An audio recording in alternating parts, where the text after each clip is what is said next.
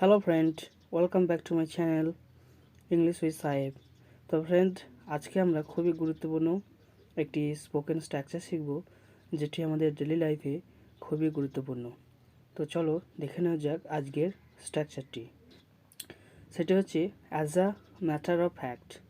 As a matter of fact এটি আমরা তখন ইউজ করি যখন আমাদের কারো সম্পর্কে বা কোনো কিছু সম্পর্কে আমাদের ভুল ধারণা থাকে এবং সেই ধারণাটিকে আমরা যখন ভেঙে দিতে চাই বা বলতে চাই যে এটা ভুল, তখন আমরা as a matter of fact দিয়ে সেন্টেন্সটা শুরু করি।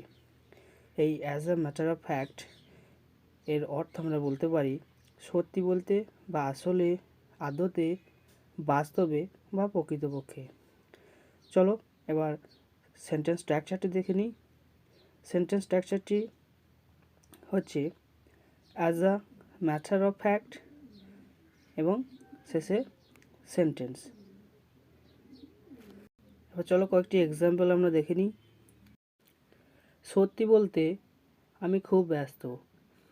এই ধরনের কথা আমরা তখন বলি যখন কারোর মনে আমার সম্পর্কে ভুল ধারণা থাকে যে আমি ব্যস্ত নই। তখন আমরা এটি বোঝাতে চাই যে সত্যি বলতে আমি খুব ব্যস্ত। এটি বলার জন্য আমরা বলবো as a matter of fact I am very busy. আসলে তুমি একেবারে ঠিক।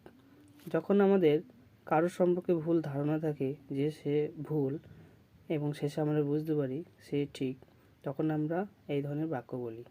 তখন আমরা বলবো as a matter of fact you are absolutely right. আসলে আমি এখানে গতকাল এসেছি। মনে করো কেউ যদি কাউকে কোনো একটি জায়গার সম্পর্কে জিজ্ঞাসা করে এবং তুমি তাকে বলতে চাও যে আমি এখানে নতুন এসেছি, আমি জানি না, তখন আমরা এই কথাটি বলি আসলে আমি এখানে গতকাল এসেছি। এর ইংরেজিটি বলবো as a matter of fact I came here yesterday. সত্যি বলতে সে কোনো কাজের নয়।